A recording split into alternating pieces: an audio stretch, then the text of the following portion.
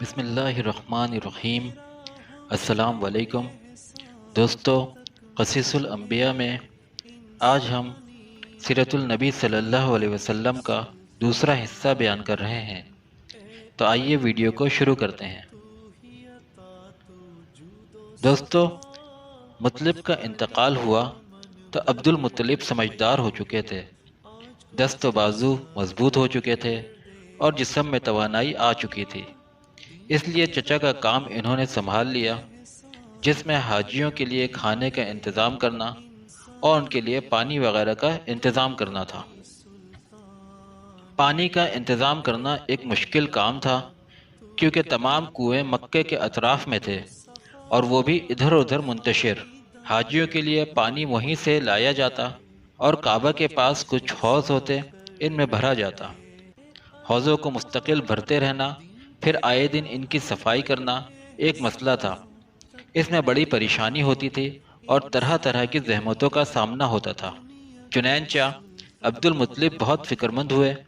چاہے زمزم کے بارے میں مشہور تھا کہ اس کا پانی شیریں اور خوش ذائقہ تھا، کبھی خشک بھی نہ ہوتا اور جتنی ضرورت ہوتی حاصل ہو جاتا۔ لطف یہ کہ نہ کوئی زحمت اٹھانی پڑتی، نہ کسی قسم کی پریشانی ہوتی۔ لہٰذا عبد المطلب کو اس کا خیال آیا، چنانچہ لوگوں سے پوچھا کہ زمزم کو کس نے پاٹا اور کیوں پاٹا؟ جواب ملا، یہاں پہلے قبیلہ جرہم کی حکومت تھی، ان کا آخری تاجدار مزاج جرہمی تھا۔ جب اس کی قوم بگڑ گئی اور بناؤ سے زیادہ بگاڑ کے کام کرنے لگی تو بنو خزاں کو ناگوار ہوا اور انہوں نے جرہم کو بے دخل کرنے کا فیصلہ کر لیا۔ چنانچہ اس کے لیے انہوں نے جنگ کی، جس میں میدان بنو خزاں کے ہاتھ رہا، لہٰذا اب جرہم کو یہاں سے جانا پڑا۔ جاتے وقت مزاج سے اور کچھ نہ بن پڑا تو کعبہ میں جو نذرانے تھے ان کو اس نے زمزم کے اندر ڈالا اور اوپر سے پاٹ دیا۔ یہ سن کر عبد المطلب نے کہا، اچھا تو جب تک زمزم کی کھدائی صفائی نہ ہو جائے اور پہلے کی طرح وہ پھر سے رواں نہ ہو جائے، اس وقت تک میں چین سے نہیں بیٹھ سکتا۔ پھر ایک رات وہ سو رہے تھے کہ سوتے ہی یکایک یہ آواز آئی کہ زمزم کی کھدائی کر، اور پھر یہ غیبی آواز مسلسل آتی رہی، جس سے ان کی ہمت اور بڑھی۔ چنانچہ کھدائی شروع ہو گئی، لیکن یہ کام کوئی آسان کام نہ تھا، جان توڑ محنت کرنی پڑی، خون پسینہ ایک کر دیا، تب کہیں جا کر پانی نکلا۔ زمزم میں مزاج کی تلواریں بھی ملی اور کعبہ کے نذرانے بھی ملے۔ نذرانوں میں سونے کی 2 ہرنیں بھی تھیں۔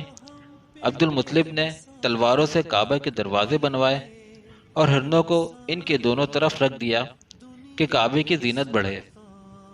زمزم کی کھدائی میں عبد المطلب تھک کر چور ہو چکے تھے، جس کا دل پر کافی اثر ہوا اور تنہائی کا احساس شدت سے ستانے لگا۔ اس وقت تک ان کے ہاں صرف ایک ہی اولاد تھی، جس کا نام حارث تھا۔ لہٰذا انہوں نے نظر مانی اور اللہ تعالیٰ سے دعا کی کہ خدایا، اگر تو مجھے 10 بیٹے عطا فرمائے اور سب کے سب جوان ہو کر میرا ہاتھ بٹانے لگے تو ایک کو تیرے نام پر قربان کر دوں گا۔ عبد المطلب کی یہ آرزو پوری ہوئی۔ اللہ نے ان کو 10 بیٹے دیے، سب پلے بڑے جوان ہوئے اور ان کا ہاتھ بٹانے لگے۔ اب نظر پوری کرنے کا وقت آ گیا۔ عبد المطلب نے بیٹوں کو جمع کیا اور سارا قصہ سنایا۔ بیٹے بولے، ابا جان، ہم سب دل و جان سے حاضر ہیں، جس کو چاہیں آپ قربان کر دیں۔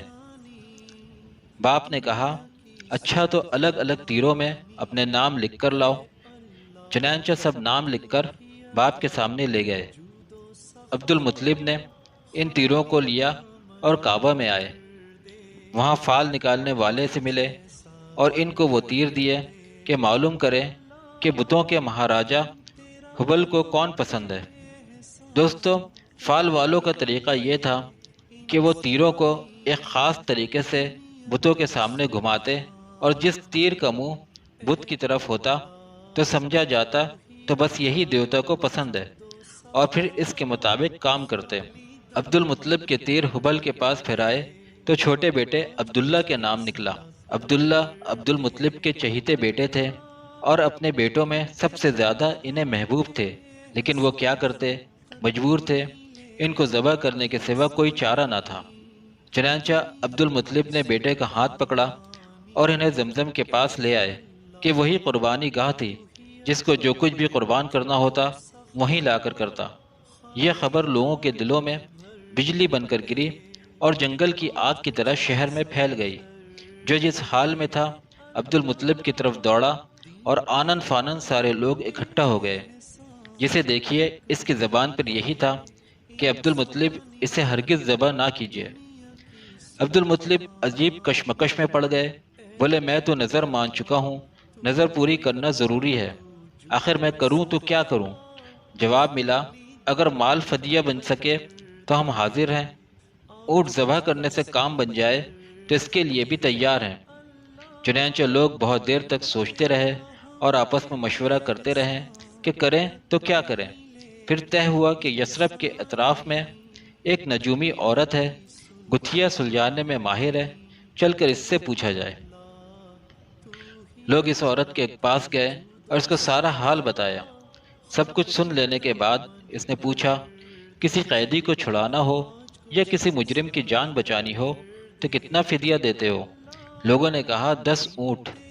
عورت نے کہا 10 اونٹ اور عبداللہ کے نام کا قرعہ ڈالو، اگر اونٹوں کے نام قرعہ نکل آئے تو بہتر ہے، ورنہ 20 اونٹ کر دو، اگر پھر بھی عبداللہ کا نام نکلے تو 10 اونٹ اور بڑھا دو، اس طرح 10 بڑھاتے رہو یہاں تک کہ تمہارا رب راضی ہو جائے۔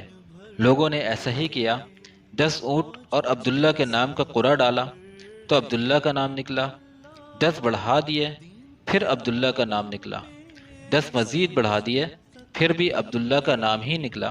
لوگ اس طرح 10 بڑھاتے رہے اور عبداللہ کا نام نکلتا رہا۔ ادھر عبد المطلب کھڑے عاجزی کے ساتھ دعا میں مصروف تھے کہ خدایا فدیے کو قبول کر لے، عبداللہ کی جان بچا لے۔ جب بڑھتے بڑھتے 100 اونٹ ہو گئے تو قرعہ اونٹوں کے نام نکل آیا۔ اب کیا تھا، لوگ خوشی سے اچھل پڑے، عبد المطلب کو ہر طرف سے مبارکباد دی جانے لگی۔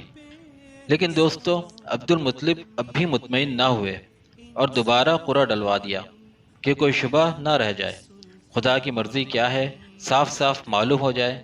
پھر جب پوری طرح اطمینان ہو گیا تو اونٹ ذبح کیے اور وہیں چھوڑ دیے گئے تاکہ جو چاہے اس سے فائدہ اٹھائے۔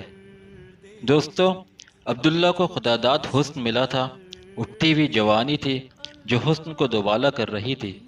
چہرہ کیا تھا، چاند کا ٹکڑا تھا، ہر دیکھنے والی آنکھ ان پر فدا تھی۔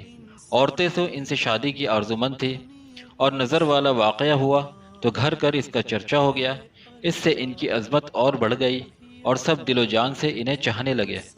چنانچہ بہت سی عورتوں نے نکاح کی خواہش ظاہر کی اور کوشش بھی کی، لیکن یہ شرف سب کو کیسے ملتا کہ وہ ایک ہی کی قسمت میں تھا۔ ان کے بیٹے کی ماں کون ہوگی یہ بھی خدا کے یہاں طے تھا۔ ان کی شادی آمنہ سے ہوئی جو قریش کی سب سے معزز خاتون تھی اور بنی زہرہ کے سردار کی بیٹی تھی۔ باپ نے بیٹے کی طرف سے نکاح کا پیغام دیا۔ آمنہ کے گھر والوں نے اسے باعث شرف سمجھا اور خوشی خوشی تیار ہو گئے۔ پھر چٹ پٹ شادی ہو گئی۔ دستور تھا کہ دلہا شادی کے 3 دن سسرال میں رہتا۔ عبداللہ بھی 3 دن سسرال میں رہے، پھر گھر چلے آئے، ساتھ میں دلہن بھی آئی۔ اس وقت عبداللہ کی عمر تقریباً 17 سال تھی۔ دوستو شادی کو ابھی کچھ ہی دن ہوئے تھے کہ تاجروں کا ایک کارواں شام جا رہا تھا، اس کے ساتھ عبداللہ بھی ہو لیے۔ پھر واپسی میں مدینہ سے گزرے، یہاں ان کے باپ کا ننیال تھا۔ تھکے ہوئے تو تھے ہی، دم لینے کے لیے ٹھہر گئے، اتفاق سے بیمار پڑ گئے۔ ساتھیوں نے انہیں وہیں چھوڑ دیا اور مکہ کا رخ کیا۔ وہاں پہنچ کر باپ کو خبر دی۔ عبد المطلب نے بیماری کا حال سنا تو فوراً بڑے بیٹے حارث کو مدینہ دوڑایا کہ وہاں جا کر بھائی کی تیمارداری کرے اور جب وہ اچھے ہو جائیں تو انہیں اپنے ساتھ لے کر آئے۔ لیکن افسوس حارث اپنے بھائی عبداللہ کو نہ دیکھ سکے، وہ انہیں اپنے ساتھ مکہ نہ لائے کہ باپ کی آنکھیں ٹھنڈی ہوتی، دلہن کے دل کو قرار آتا اور قوم کی تسکین کا سامان ہوتا۔ کیا کرتے، قسمت ہی میں نہ تھا۔ کچھ دن پہلے ہی عبداللہ کا انتقال ہو چکا تھا اور جسم سپرد خاک ہو چکا تھا۔ باپ سے دور، دلہن سے دور، قوم سے دور، دور بہت دور۔ حارث واپس آئے تو عبداللہ کے بجائے عبداللہ کی موت کی خبر لے کر آئے۔ کسے معلوم تھا کہ شام کا یہ سفر سفر آخرت بننے والا ہے، اور جہاں عبداللہ کی جان بچانے کی تدبیر کا سراغ لگا تھا، وہیں اللہ کا فرشتہ پروانہ موت لے کر اترنے والا ہے۔ مدینہ جہاں سے لوگ کل عبداللہ کی نئی زندگی کا پیغام لے کر آئے تھے، آج وہیں سے عبداللہ کی وفات کی حسرتناک خبر آ رہی تھی۔ بوڑھے باپ پر تو رنج و غم کا پہاڑ ٹوٹ پڑا، صدمہ سے دل پاش پاش ہو گیا۔ عبداللہ کی موت پر صبر آئے تو کیسے آئے، اور آمنہ کا تو سہاگ ہی اجڑ چکا تھا۔ دل کی دنیا ویران ہو گئی تھی، سارے ارمان حسرتوں میں تبدیل ہو گئے تھے۔ عبداللہ کا انتقال ہوا تو آمنہ امید سے تھی۔ اللہ کی قدرت، کچھ دن پہلے دیوتا عبداللہ کی جان لینے پر تلے ہوئے تھے، مگر اللہ نے انہیں بھیٹ چڑھنے سے بچا لیا۔ اس وقت تک ان کے پاس اللہ کی ایک عظیم امانت تھی، انسانیت کے سب سے بیش قیمت متاع تھی۔ جب تک وہ کسی اور کے سپرد نہ ہو جائے، ناممکن تھا کہ عبداللہ اس دنیا سے چلے جائیں۔ اب وہ امانت آمنہ کو سونپی جا چکی تھی۔ عبداللہ سے اللہ کو جو کام لینا منظور تھا وہ پورا ہو گیا تھا، تو اللہ نے انہیں اٹھا لیا۔ اب کوئی فدیہ کام نہیں آ سکتا تھا، تقدیر کا فیصلہ اٹل تھا۔ دوستو، آج کی ویڈیو ہم یہیں پہ اختتام کرتے ہیں۔ اللہ سے دعا ہے کہ اللہ تعالی ہماری اس کاوش کو اپنے بارگاہ اقدس میں قبول کرے۔ شکریہ۔ دوستو، اگر آپ کو ویڈیو اچھی لگی ہے تو ویڈیو کو لائک کریں، چینل کو سبسکرائب کریں اور بیل آئیکن پہ کلک کریں۔ شکریہ۔